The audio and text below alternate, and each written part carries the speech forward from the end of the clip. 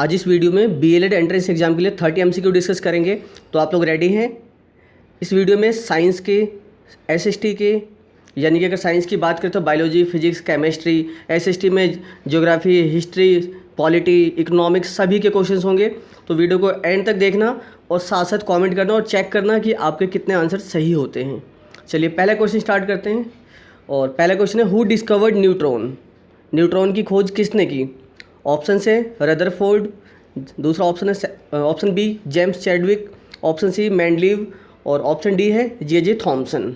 जल्दी से कमेंट करके बताओ कौन सा आंसर सही होगा। कुछ लोगों को डाउट्स है, कुछ लोग गलत भी बता रहे हो और मैक्सिमम लोग सही बता रहे हैं। रदरफोर्ड और जेम्स चैडविक, मेंडलीव और जे थॉमसन। हिंदी में भी ये लिखेंगे तो ऐसी कोई प्रॉब्लम नहीं, नाम है तो इसका करेक्ट आंसर क्या होगा? ऑप्शन ए का, मतलब क्वेश्चन फर्स्ट का ऑप्शन बी करेक्ट होगा, बिल्कुल जेम्स चैडविक। इसको कैसे याद रखना है? देखो, आपने न्यूट्रॉन के बारे में पढ़ा है, प्रोटॉन के बारे में, इलेक्ट्रॉन के बारे में, इन सब की डिस्कवरीज के बारे में क्वेश्चन पूछा जा सकता है। और ये सब साइंस में पढ़ चुके हैं, ये सब सिर्फ जीएस का ही नहीं, साइंस का भी पार्ट है, 9th 10th में आपने पढ़ा है। तो इसको ऐसे एक ट्रिक से याद कर सकते हैं, ईंट पर नाचा, ईंट पर नाचा। ईंट, ई से इलेक्ट्रॉन, ट से क्या हो गया? थॉमसन। टी यानी ट आ रहा है ना, हिंदी में बोल रहे हैं हम तो। टी से स्पेलिंग किसकी शुरू होती है? थॉमसन की। तो इलेक्ट्रॉन की खोज किसने की? जे थॉमसन ने। फिर मैंने क्या बोला? ईंट पर नाचा, पर, प से प्रोटॉन और र से रदरफोर्ड, ओके। और फिर नाचा, न से न्यूट्रॉन और च से चैडविक। तो इस तरीके से आप रिलेट करके याद रख सकते हो और मेरे ख्याल से ये हमेशा आपको याद रहेगा। चलिए सेकंड क्वेश्चन देखते हैं। Which type of mirror is used in headlights of car? किस प्रकार के दर्पण यानी शीशे का यूज हेडलाइट्स, कार की हेडलाइट में यूज किया जाता है? कॉनकेव मिरर यानी अवतल दर्पण, कॉन्वेक्स मिरर, उत्तल दर्पण, प्लेन मिरर, समतल दर्पण या नन ऑफ दीज। जल्दी से कमेंट करके बताओ कौन सा होगा सेकंड का।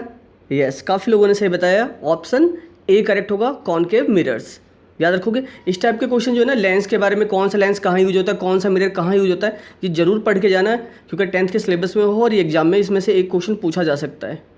अलग अलग जितने भी, जैसे ये हेडलाइट्स ऑफ कार की बात हो गई, डेंटिस्ट कौन सा यूज करते हैं, या फिर ब्यूटी पार्लर में, या फिर सैलून में जो यूज होता है, तो वो वहाँ पे कौन सा मिरर यूज होता है वो आपको सब पता होना चाहिए अच्छे से। चलिए थर्ड क्वेश्चन देखते हैं। The pH of lemon juice is expected to be? Lemon juice का पीएच कितना होता है? More than 7, equal to 7, nothing can be predicted, या फिर फोर्थ ऑप्शन है less than 7।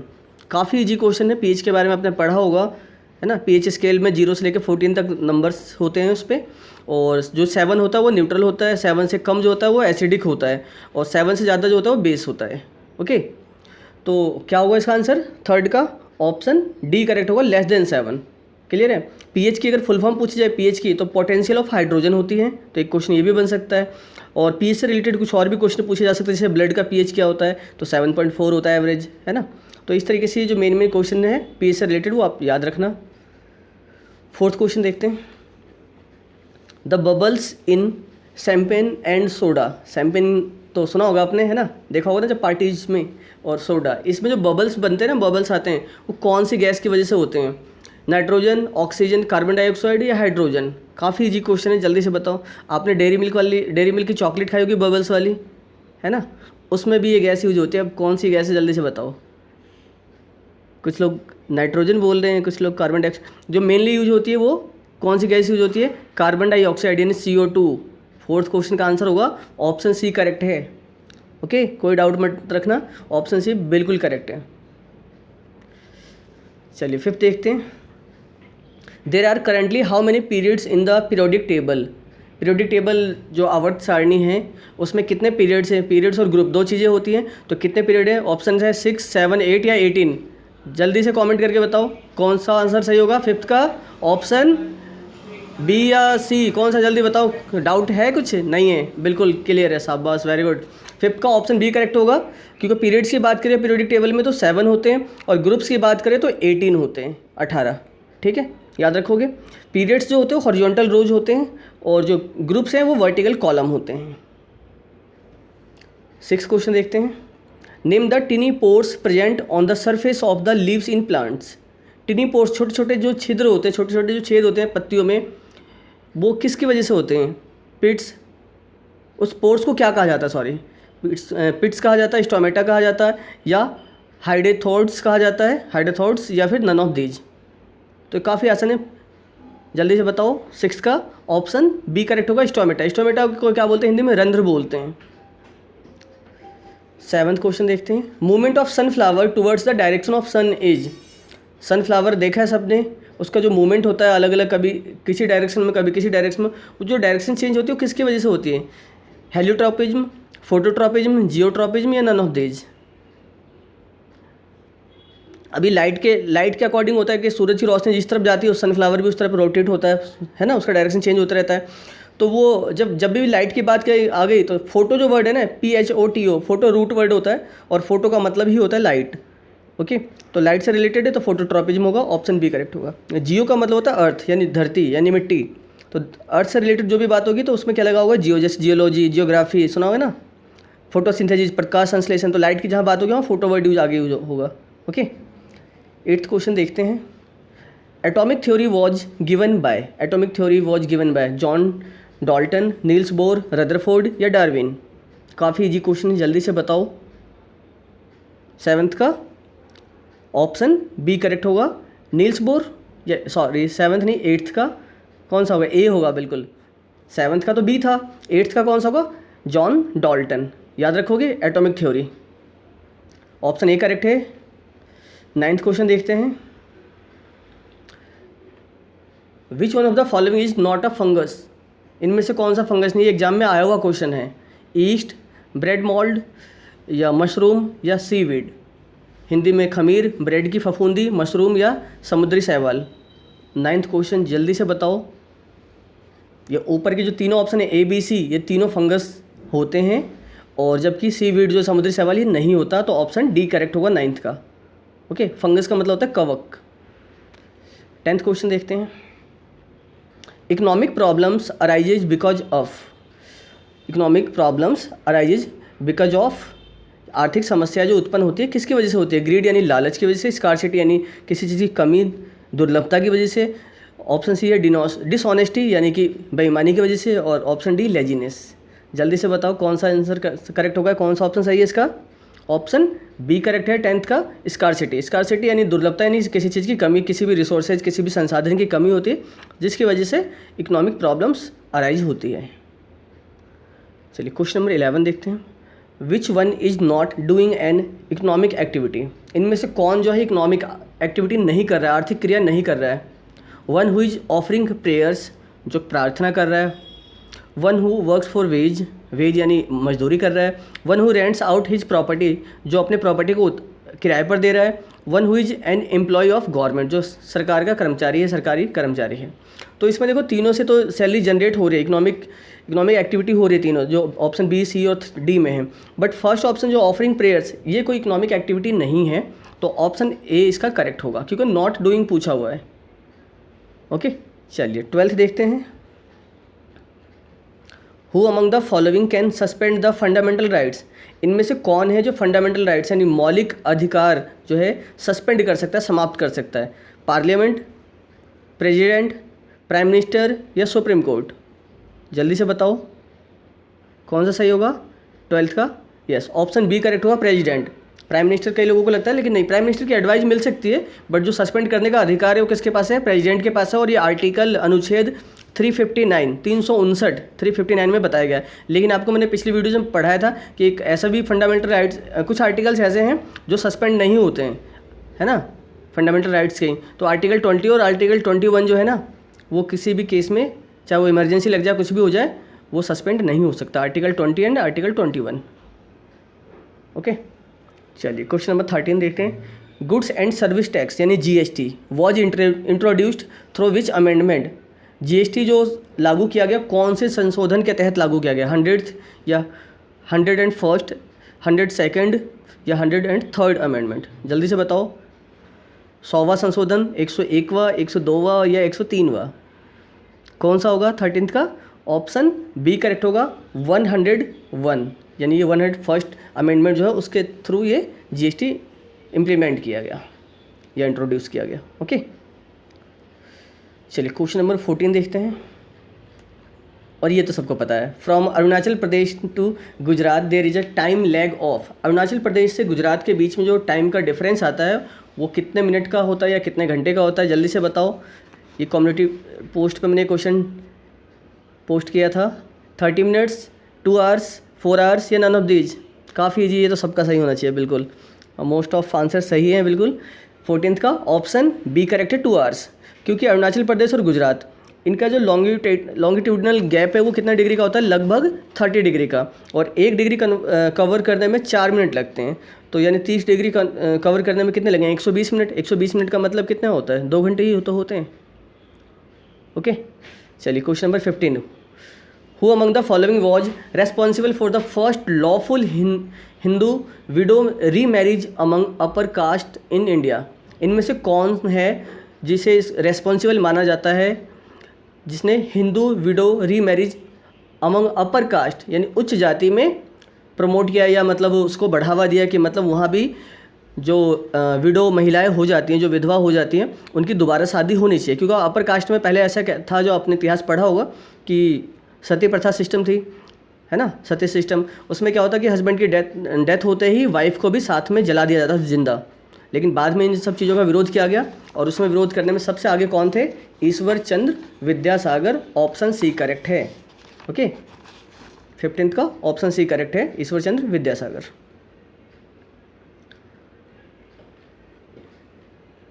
Question number 16, the Khasi, not खांसी, Khasi and Jaintia hills are located in, 2 पहाड़ियों के नाम है खासी और जयंतिया, और ये कहाँ पर स्थित हैं, अरुणाचल प्रदेश में, मेघालय में, मणिपुर में या नागालैंड में। तो करेक्ट आंसर क्या होगा, 16 का ऑप्शन बी करेक्ट होगा, मेघालय। याद रहेगा। चलिए 17 क्वेश्चन देखते हैं, through which one of the following Indian states the Tropic of Cancer doesn't pass. इनमें से कौन से भारतीय राज्य से ट्रॉपिक ऑफ कैंसर यानी कर्क रेखा नहीं गुजरती, गुजरात, राजस्थान, त्रिपुरा या मणिपुर। कौन सा होगा, ये तो सबको पता होगा, ये सब आपने पढ़ा हुआ 9th 10th में।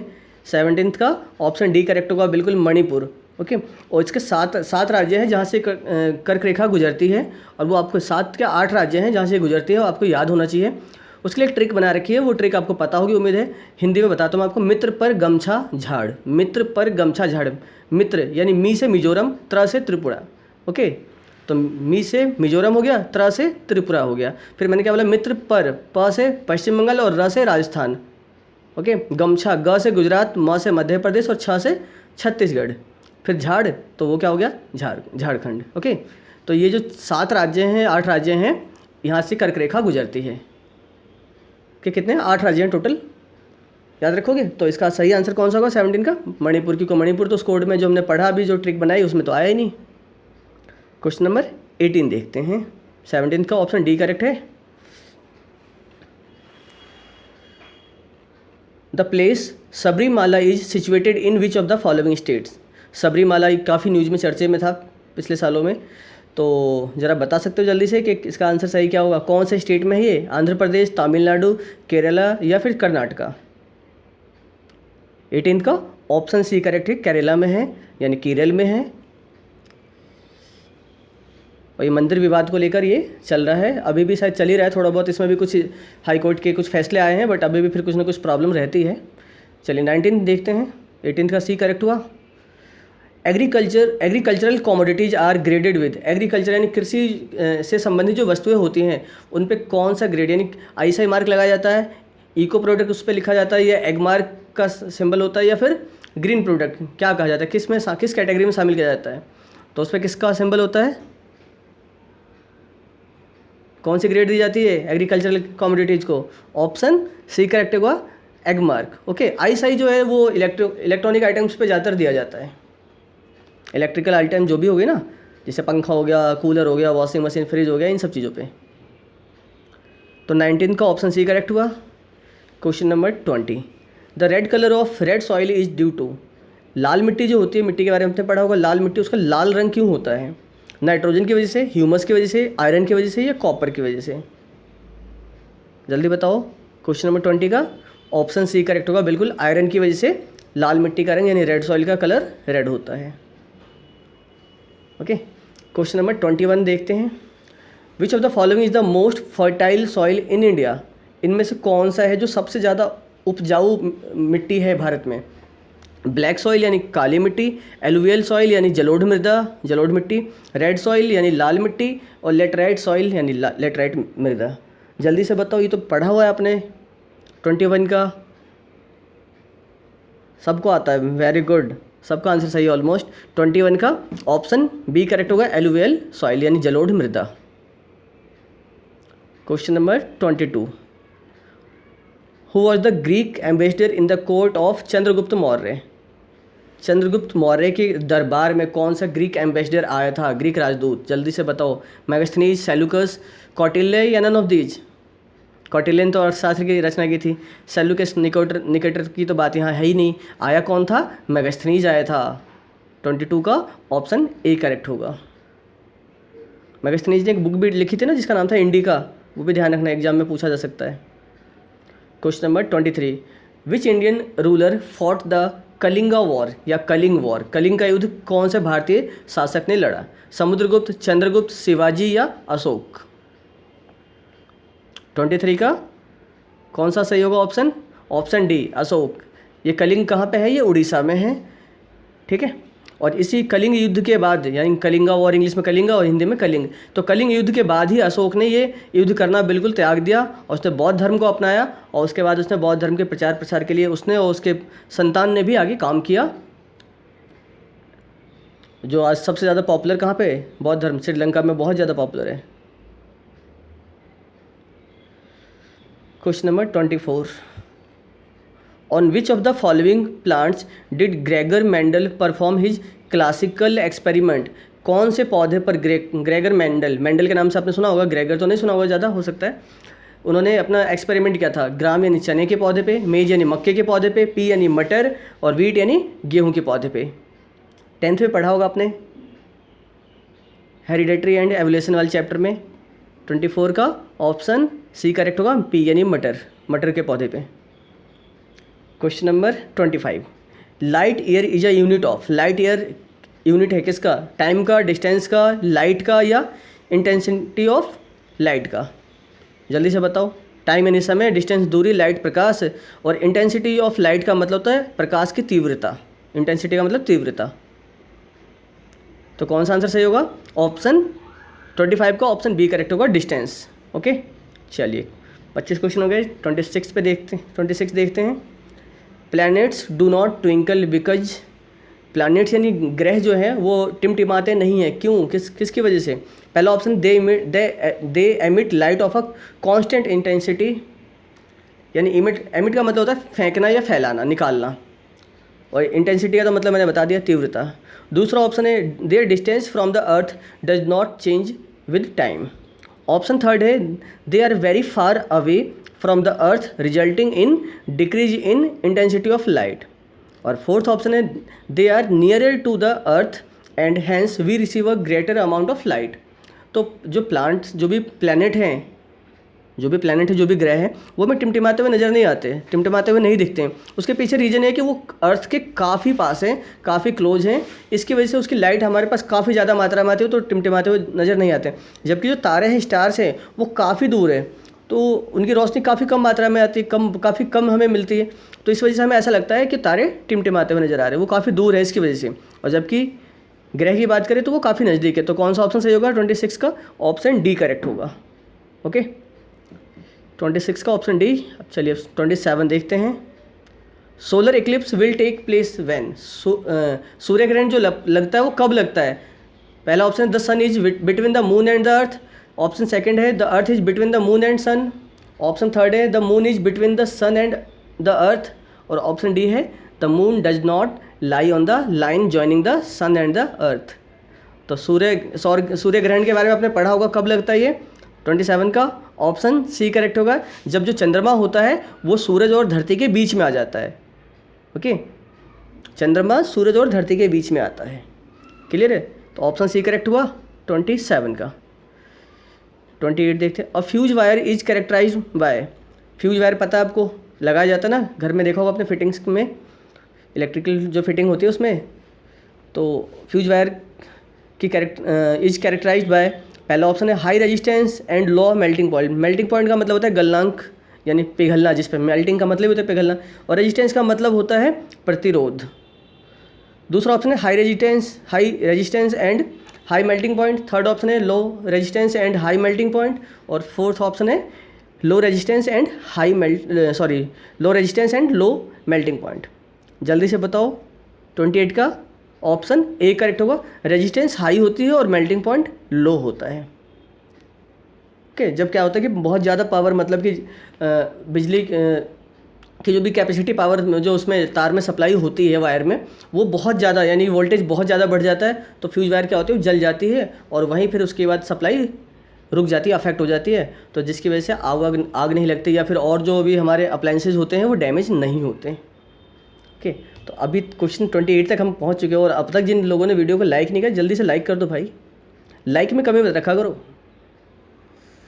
Question number 29, an object with a mass of 22 kg, एक ऑब्जेक्ट है जिसका मास कितना है 22 kilogram, moving with velocity of 5 metre per second, जिसकी वेलोसिटी कितनी है 5 metre per second, possesses a kinetic energy of, तो काइनेटिक एनर्जी फाइंड करनी है। काइनेटिक एनर्जी यानी गतिज ऊर्जा। अब गतिज ऊर्जा का फॉर्मूला आपको पता होगा क्या होता है, हाफ mv², 1/2 mv²। जल्दी से सॉल्व करके बताओ कितना आएगा। हाफ mv² से हाफ इंटू एम की वैल्यू लिखेंगे 22 और v² यानी वेलोसिटी यानी 5 × 5 सॉल्व करोगे तो कितना आएगा ये 275। हाफ mv² का फॉर्मूला लगाओ, m की जगह 22 लिखो और v² का मतलब 5 × 5 या 5 का स्क्वायर कर लो, सॉल्व करो तो ऑप्शन ए आने वाला है 275 जूल। जे का मतलब जूल। ओके, चलिए लास्ट क्वेश्चन देखते हैं, question number 30, the SI unit of electric charge is, electric charge का एसआई मात्रक क्या है, एम्पियर, कूलम्ब, केल्विन या नन ऑफ दीज। कौन सा सही होगा 30 का, यस वेरी गुड, सब लोगों का आंसर सही है लगभग, कूलम्ब यानी ऑप्शन बी करेक्ट है। लेकिन अगर इसी में इलेक्ट्रिक करंट पूछा जाए, इलेक्ट्रिक चार्ज पूछा है तो कूलम्ब है, इलेक्ट्रिक करंट पूछा जाए तब एम्पियर हो जाएगा आंसर, याद रखोगे। तो जल्दी से वीडियो को लाइक करो, मैक्सिमम लोगों को शेयर करो और पहली बार अगर वीडियो देख रहे हो चैनल पे आए हो तो चैनल को सब्सक्राइब करके बेल आइकन प्रेस कर लो ताकि आपको नोटिफिकेशन मिलते रहे वीडियोज़ की। और कम्युनिटी पोस्ट पे देखा करो, जो क्वेश्चन मैं पोस्ट करता हूँ उसका भी आंसर दिया करो। ओके, बाकी कुछ पर्सनली अगर कुछ पूछना हो तो आप कोई भी क्वेरी हो कुछ भी तो आप FB पे या फिर इंस्टाग्राम पे जुड़ सकते हो। एपेक्स कोचिंग सेंटर के नाम से आपको FB पेज या इंस्टाग्राम पेज मिल जाएगा। ओके, चलिए मिलते हैं नेक्स्ट वीडियो में।